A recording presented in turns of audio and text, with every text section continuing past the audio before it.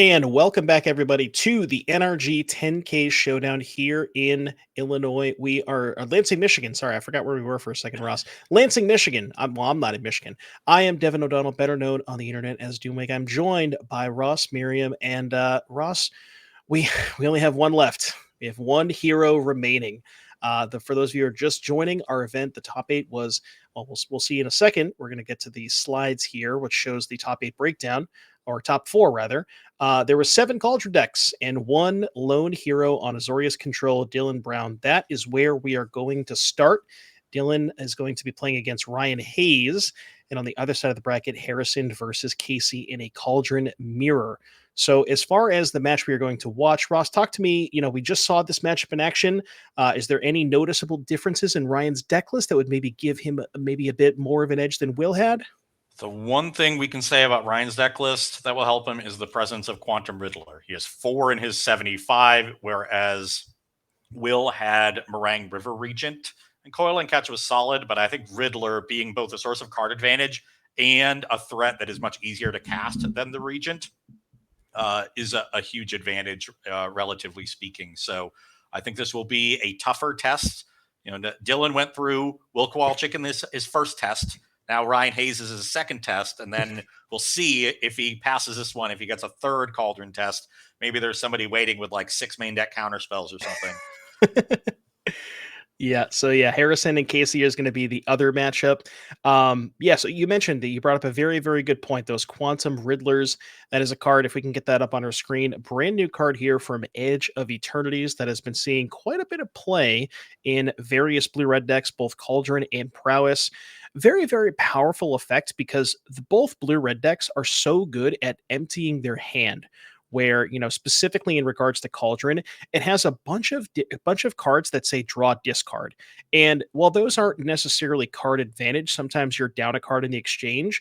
You kind of don't mind that when you have the Riddler. And sort of like the other big thing that it does is being a large body that you can cast for warp for 2 mana, setting up for a big Cauldron VV turn. Yes, and with Wild Ride, you can set up a huge turn. We saw how important Wild Ride was for Will Kowalczyk to win Game 2 in the quarterfinals. Ryan Hayes also has the one of Wild Ride combined with 4 Quantum Riddlers. He can set up a really big attack for very little mana, or potentially have a turn where he has like Riddler, Wild Ride, play another card draw spell with Profs in play, and have a huge attack out of nowhere. Yeah, so it looks like Ryan, unfortunately, taking a mulligan down to 5. Although I will say, Ross, Quantum Riddler, better on a multi-5. Yeah, I can get him right back to 7. All right. Doesn't look like he has one. I think Ryan's hand is second land. I see VV. I see Profs. There was a Scholar. That'll go well with the Profs, but I don't think he has land 3 yet. And you picked up a Riddler too. So, Ryan's hand is pretty stacked, just like you mentioned, needs to find a couple of lands here. A VV as well. So really has all the tools he needs. And you mentioned this in the previous match where we were talking about, with the Cauldron player on the play, what card can you resolve before they have counter magic up? Ryan decides to go for the Profs here, or maybe that was his only option. And now this is the other turn. Do we have another threat that we can put into play here? As fear of missing out, discard VV. That's kind of where you want that. And he picked up a third land. So Ryan's hand kind of coming together here. Yeah, not a bad turn for Ryan. Has a threat down. The VV in the graveyard is sort of a threat by itself, something that Dylan has to respect. So Ryan can try to leverage that to have his other threats live. Their Seamrip is nice, though. So now Dylan gets to pass the turn with 2 mana up, potentially can no-moralize the next play from Ryan. It looks like Ryan's hand is a Scholar, a Riddler, and I think maybe another Profs as well, along with a VV, potentially. Gonna go for the Scholar. Just wants to be mana efficient. Maybe next turn, if he finds land number 4, can maybe go for, say, Profs and a Quantum Riddler, and picks up a Cauldron as well. Ross, that's a huge pickup here for Ryan. There we go. If Ryan can find land 4 and maybe beta counterspell with something else. A tap out for Consult. Okay. Well, strange. This is open deck list. He knows there's no counter spells in Ryan's main deck. Yeah. That is Very interesting. Yeah, no spell pierces, no negates, no counter spells to be seen in game one. So maybe a small misstep here for Dylan. Not sure about that, but in any case, Dylan's going to tap out. Resolve Okay. that. Yeah, I mean, here you go, Ryan. You got the cauldron. You got some mana. How bad can this turn go for Dylan? The answer is, well, it can go pretty bad. The game could be over. Yeah. It'll depend on how well Ryan draws off of. He doesn't have that many ways to draw cards in hand, though. Like a Winter Night Stories is what he's really looking for. I think he just has the Riddler. But has he drawn a fourth land? I don't think so. No. So maybe the plan is cauldron counter you. Oh, there is the fourth land. Okay. Okay. So now you can actually get counter on the Riddler. Yeah, exactly. I thought maybe that's what he would want to do instead to get some more mana on the back end, even though you end up losing the counter to warp. Draws a Thundering Falls. That's no help. So now this can make 5 mana potentially. Now the question for Ryan is, does he have things to do with 5 mana? There's another activate Soulstone. And can activate Soulstone. Has another VV in hand. Thundering Falls, and I'm not sure what the last card is. I think it might be a Flood Maw, which is potentially very good because you can Flood Maw the Seam Rip that has the profs under it. Then that would unlock more counters to go onto the Scholar. Yeah, but then you'd be setting Dylan up to answer your Cauldron on the following turn. Right. So you'd really have to take full advantage of it. I'm not sure Ryan can. It's a Stories, okay. Oh, he has Winter Night Stories. Okay. So now that potential profs line or the potential bounce seam rip line is maybe more appealing. There's potential that Ryan's just setting up for a kill here. So I saw FOMO drawn. I saw Cauldron drawn. Not sure what the third card is. Ryan could discard the other VV, play the second Cauldron, and put that new VV under Cauldron, and he'd get to activate the Riddler again, as well as get a counter on the Scholar. So you could potentially have 8 mana. And then that would be nice for Ryan because then he can actually use the mana again prior to going to combat, because I think that's what he's trying to do is like get as much stuff into play before he has to go to combat. If the plan is eventually to bounce the seam rip that has the props on it, because how many cards are we at drawn right now? We've gone Riddler. And is it just Riddler and Stories, or just 4? Yeah, I think it's just the 4. Now we can harmonize the Stories tapping the Riddler. Yeah, because the Riddler can't attack anyways. Okay. So using the Scholar for 3 mana to play another Scholar. That was the third card drawn off the first Stories. Yeah. So this is 7 cards drawn. 1, 2, 3. Oh, did he? Shouldn't he have drawn an extra card? Oh no, he drew 3. Okay, right. Yeah. He drew 3 off of that one. Because it was normally 2, but 1 extra because the Riddler. Right, yep. Okay, got it. Yeah, the first card draw from Scholar gets affected by the Riddler. So 3 cards. So now, no mana floating, but hasn't used the Riddler. So the Riddler can make 5. You need you got to save 1 for the Flood Maw. So the remaining 4 mana can be spent on Stories and maybe another 3-drop. Yeah, and you can tap the Riddler,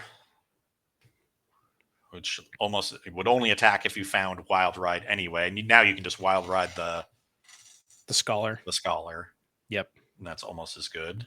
And yeah, we're at 7 cards drawn. You see Ryan counting, and that's, Dylan like shaking. If you're in Dylan's spot, you got to be like, oh no. Yeah.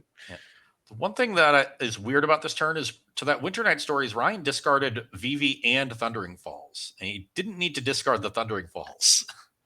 Discarded another Stories. Yeah, I wonder if he wanted an extra card in the graveyard for a potential Tursa. Like if he finds Tursa down the road, maybe he wants to get the Threshold, something along those lines. It just gives him like fewer options with later discards. Extra card with the Riddler. So he wanted to reduce his hand size, basically turned the Thundering Falls into an extra card. So there you go. Cycled it for free. That's why they pay you the big bucks, Ross. That's why they pay Ryan the big bucks. This guy's in the top 4 of everything. He was in the top 4 of the Vintage tournament I was commentating last week. All right, Winter Night Stories. Psychic Frog, Ancestral Recall, and Underworld Breach. Did he have VV in his Vintage deck? No, but it was Yeah. Vivi's not quite vintage playable. Even with Moxes, really?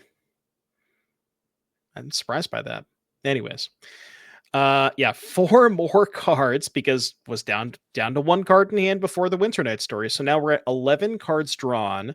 The profs is going to be the 12th card drawn. Oh, and So we that's found 12 plus 3. That's currently 15. and there's a wild ride also. Oh yeah, So that's just lethal then. wild I ride think. on the Steam Core Scholar and 12 counters on the other Scholar.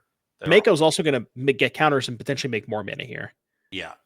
So I think we have indeed fully comboed Dylan Brown getting very punished for tapping out for Consult the Star Charts. And if he just passes with 4 mana up, there's no guarantee Ryan goes for the VV Cauldron.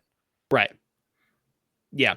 It, like you mentioned too, open deck lists. Like maybe that's just something where Dylan, maybe it's a long tournament. Dylan plays, very, very long rounds. I completely understand. Maybe just forgot that there weren't any counter spells in the main deck because, just small misstep here for Dylan. But that is going to, that's going to be into the flood mob. Bouncing that will unlock the profs. That'll get up to 12 cards drawn. That'll be 12 cards there, 12 counters from the profs, plus the 3 from the scholar that can attack is 15. And then the wild ride on the Mako should be more than enough. And here's a fear of missing out with Delirium. So now we can we can also wild ride fear of that. missing out. Yeah. Put the counters on Steam Core Scholar that can now attack twice. He's drawing extra cards because he keeps getting hellbent. So Ryan actually had about 40 this turn. Oh yeah. He probably could have won a game of Commander. He can wild ride the fear missing out, then tap the marauding Mako to wild ride the other Steam Core Scholar, then attack with both Steam Core Scholars twice, get 2 profs triggers, and attack with the FOMO twice. That's pumped by wild ride. It's VV Cauldron deck, Ross. It's something else. I think it that is something else. I think it was 50. I'm doing the quick math in my head. I think it was 50. That sounds about right. Well, there you go. 50 damage in 1 turn. Could have won. Basically, if you deal 50 damage in 1 turn, you should win the second game as well. No, make that 65. I forgot about the second prof trigger. There you go. Look at that. He won 3 games. He already won the finals. Anyways, we are going to be taking a look at sideboards here for Dylan. So Dylan going to be the first one we take a look at. Sideboard contains 2 Tishana's Tidebinder, 2 Beza, 2 Overlord of the Mistmoors, an Elspeth's Might, a Devout Decree, an Exercise, a Flash Freeze, a Negate, an Ultima, a Seam Rip, and 2 Rest in Pieces. We talked about this in the last round. We talked about what cards are good. I'm assuming probably about the same. Yeah, there's not much difference. There are some differences between the VV Cauldron lists, but not enough to really make Dylan Brown change tack. Ryan still has a nulls in the sideboard. That's one of the major drivers towards Beza instead of Overlord as your 4-drop. You definitely still want Tishana's Tidebinder. If anything, you want them even more because you can counter Riddler triggers with them, whereas you couldn't counter. I guess you could have countered Meringue River Regent triggers, but really it's for Coil and Catch. When Kowalczyk was playing that half, you still want Seam Rips, Rest in Pieces. It's the same matchup. So we're going to get very comfortable with how Dylan Brown approaches this matchup as long as he keeps winning. The one question I have for you maybe is, so Ryan having access to 4 copies of Quantum Riddler, we saw that Dylan had the Beza in postboard last time, and I wonder, with the presence of, 4 Riddlers, more flyers, I wonder if that makes him maybe lean a little bit more towards Overlord. Okay, I could see that. I really don't want to get an Overlord annulled. True. I think that is a death sentence. And maybe you expect Ryan to not bring in a null since you don't have Pinnacle Star Cages. It's just Seam Rip and Overlord. So if Ryan thinks Overlord is coming out, maybe he then says, well, just Seam Rip, that's not enough for me to bring in a null. And then Dylan levels him and says, okay, if you don't have a null, I'll bring in the Overlords because I need the flyers. And we'll get into that cat and mouse game. All leveling. Well, speaking of a null, that's a card that Ryan Hayes has in his sideboard. So let's go ahead and take a look at Ryan's deck list. And I bet Ryan's are from Urza's Saga. Ryan always plays. Maybe. Ryan's an old school kind of guy. Yeah, those beta lands. Talk to me about those beta lands. All right, sideboard here for Ryan. 2 Quantum Riddler, 2 Annul, 3 Fire Magic, 2 Spell Pierce, a Braid, 2 Disdainful Stroke, Obliterating Bolt, and 2 Broadside Barrages. So we mentioned the Riddlers, maybe the Annuls. What are we thinking about here from Ryan? Yeah, it's definites on the Spell Pierces, Strokes, and Riddlers. Those 6 are 100%. It's optional on the Annuls, Barrages. And I think for a null, it really comes down to whether Ryan thinks Overlord is going to be in the deck in relatively high numbers. If he doesn't, he likely won't bring in a null. If he does, he will bring in a null. Broadside Barrage is different. If he thinks so, I guess it's an either or choice actually between a null and Barrage, because I think he'll only bring in Barrage if there's Beza, and there's likely not going to be both. So if he That's fair. thinks there's going to be Beza, you bring in Barrage. If he thinks there's going to be Overlord, you bring in a null. Makes sense to me. So yeah, let's go see if we can. Looks like players are just shuffling up, just about to get back down there. Yeah, just going back to that one game here for Dylan, just a very maybe small misstep. Like I said, long days, and it's possible that Dylan didn't have any interaction anyways, and maybe his hand was just all lands and said, whatever, we'll just do it. But just the presence of, hey, I pass with 4 mana untapped and 5 cards in my hand. There's a good chance that Ryan just doesn't even go for it that turn. Yeah, and we've seen Ryan play very patiently in this matchup. We watched Ryan, play this matchup in the Swiss in round 7. So, like we know what his approach is. I think he would have, tiptoed around potential interaction there, and that would have bought Dylan a ton of time to try to interact and not die on the spot. Yeah, instead he took 65 damage, and now we're in game 2. So Ryan taking a look at a hand here. I see at least one land. I think it might be a little light on lands. By the way, I just want to mention Ryan mulled the 5 that game and still dealt 65 damage on turn 4. So Pretty good. not bad. That's not bad for a standard deck, I would say, Ross. I would say that's above average. Slightly. A good point raised by our chat. There's also the rest in pieces that we know in Dylan's sideboard that are certainly coming in. That's another point in favor of bringing in a null. So there's a chance that Ryan thinks like rest in peace and Seamer, that's enough for me to want a null. And I think you're going towards Beza. Maybe I then want Broadside Barrage. So potentially up to 10 cards came in for Ryan. All right, Ryan doing a lot of mulliganing. There's a Flood Maw. That's quickly, I think, going to the. No, I kept the Flood Maw. I think a land is going to the bottom. It was a 4-lander, so he'll keep 3 lands, Flood Maw, 2 spells. Might have been a 5-lander. I think it's at least 4. I think it might be Flood Maw, Winter Knight, 4 lands. Yeah, but a bunch of Soulstone Sanctuaries, it looks like. Yeah, that's another big thing that we didn't mention about the mana base, where, last match, Will only had 1 Soulstone. Ryan does have the extra Soulstone instead of the 3rd Thundering Falls, which you can imagine in a matchup like this, that is something that you would much rather have. Yeah, definitely. A huge, huge edge. Helps keep the pressure on after a sweeper, helps you, make Elspeth a difficult play for Dylan, and sometimes just closes out games. All right, players hitting some land drops here. Ryan drawing Starting Town at the last possible moment. Perfect timing for that. We've also seen Ryan. We've seen Ryan use Soulstone a lot as a way to advance his board without playing into early counter spells. It was very important against in round 7, where you didn't want to let your opponent use counter spells, still want to advance your game plan, and then you force them to use counter spells on that key turn 4 where they want to consult. Yeah, so Ryan thinking a little bit before deciding to pass the turn, maybe thinking about something like a Steam Core Scholar and Dylan's. I love this play here from Dylan. Just, you don't think about Tidebinder has a lot of text in this matchup. But depending on the context of Dylan's hand, maybe just wants to get a threat into play and just kind of sit on it for a while. Yeah, especially if his hand, followed up like a Beza here as he does. He's now gotten his hand a little bit lighter. You expect that Ryan is gearing up for a longer game, and you just flip the script. Okay. So Ryan cast Flood Maw in response to the Beza trigger. So upon resolution of the Beza trigger, Dylan actually has, I think it might have been the same, if not more cards in hand. So that Flood Maw, not really a counter spell, but it's sort of like a remand in a weird way. A clean unsummon, which is not often the case against a creature with an ETB ability. Yeah. Now the coast is clear for Ryan to advance his own board, and does so quite nicely with this double spell, Marauding Mako, Steam Core Scholar turn. And looks like we are discarding a Winter Night Stories, which can be flashback later on.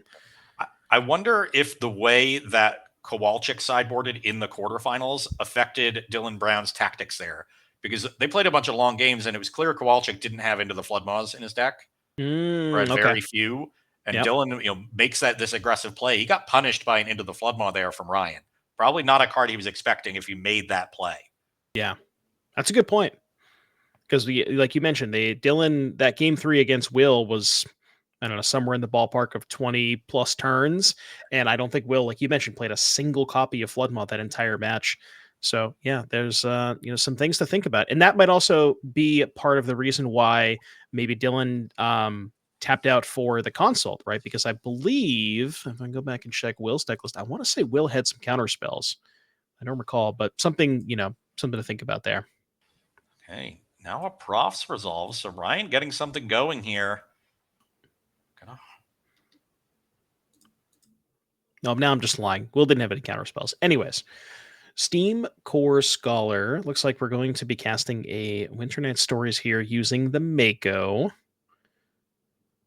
So let's see what Dylan wants to do. Okay, so Counterspell is going to take care of the Winter Night Stories. That was a card discarded off the Steam Core Scholars. That card came along for free. Yeah, and free card. Traded it for a card from Dylan. So Ryan doing a good job of pressuring Dylan while also playing the card advantage game. This is the eject, right? I forget the name of that card. Emerging eject. It's emergency eject. There it is on screen. Very like Beast Within adjacent. If people remember that card, 3 mana, kill a non-land permanent and give them a lander token. It's a sweet card. Just being able to kill anything, specifically like the Cauldron deck is. It presents so many like different permanent types of threats, artifacts, enchantments, creatures, and this being able to even have answer any of Ral out them. of the sideboard. Yeah, yep. So very nice catch-all. Yeah, it was nice to have a catch-all like that in a control deck. You play long games, you can dig towards it, and it's going to answer whatever problem you have. Even a land, somebody has like Quarry Mountain Monastery out of the Prowess deck. Or is it? Oh, it's non-land. No, they don't let you go after lands. No, they don't let you. Yeah, it's not an instant speed Stone Rain. The last time they let you go after lands was like before 2010. They don't do that anymore. Making too close a comparison to Beast Within. Yeah, that's fair. You see a Cauldron here for Ryan. Not a ton in the graveyard though, so not really a lot of usage there, but maybe there's going to be something in the graveyard. I think there's a VV in hand. Okay. There it is. And then we can go exile the VV, put a counter on the FOMO, and that would be 6 potential mana, unless Dylan has something like a get lost to kill the FOMO in response, which I don't think that he does. I think a removal spell would have been used, as would a counter spell, so I don't think there's any interaction coming for Dylan Brown. And let's see how hard Ryan can combo. He's got a pretty good hand, it looks like. I see at least another FOMO and a couple blue cards. One of them Winter Night Stories. I think so. We're making 3 mana. Yeah, one's a Stories for sure. Oh, God. Oh, boy. Well, let's count to 65 again, shall we, Ross? 3 cards. And more counters coming on the Mako. Yep. And then still the Profs as well. It's this weird dance, too, where you, like, if you can use the Profs counters to make more mana, but then you if you need the mana to cast spells post combat, then you're already giving up the potential for lethal. So Ryan's going to basically try anything he can to wait as long as possible to use that Mako. But I think Ryan's already played a land this turn, so wouldn't be able to go potentially. Oh, never mind, I lied. So now we can go tap 2 mana. Dylan has 6 lands, so Ryan gets to have 6 lands. Yep. Yeah, because Dylan wasn't to play this game. Yeah, you're right. Ryan discarding 2 cards unnecessarily to the Stories again, both to get an extra counter on Mako and to make sure the Riddler draws 2. So gets to cycle the Thundering Falls and net a mana in the process. Okay, so we've used the FOMO. The Mako is now a 5/5. That can make 5 mana before combat. And there's still the Fear of Missing Out left in Ryan's hand. And it has the Winter Night Stories that the Riddler can tap to harmonize and spend only 1 mana on that. And he also has a Fear of Missing Out in the graveyard. So he has Delirium for the Fear in play, which means he's getting 2 Profs triggers this turn, and should have at least 2 big attackers.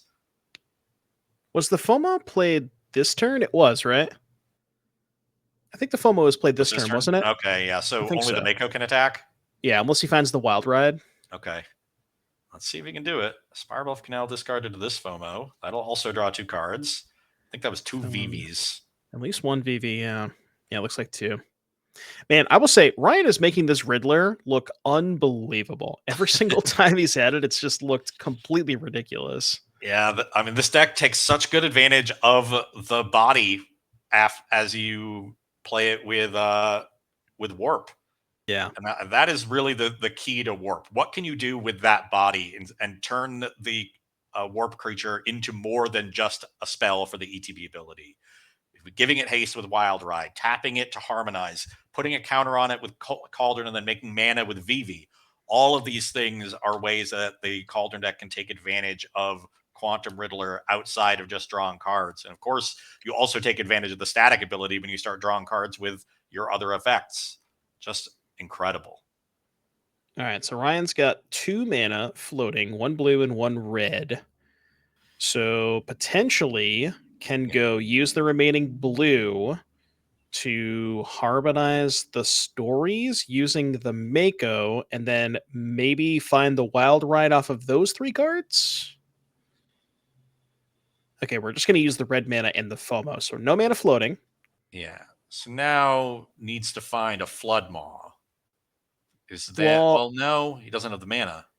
So technically, I guess what he could do is use the profs to put counters on one of the other creatures that haven't used their ability and then make the mana to Flood Maw in combat, but that wouldn't give you lethal. Yeah, exactly. Because then the Mako wouldn't be big enough. Right. So we've drawn 14 cards this turn. Just 14. No big deal. Turn the Marauding Mako into an 11/11. Played 2 FOMOs, and we have a Quantum Riddler in exile and multiple Soulstone Sanctuaries. Average turn. You can't tap out. I mean, hey, it's turn 6. Hey, Dylan didn't even tap out. He's got 2 mana untapped. Yeah, just didn't have the interaction. Yeah.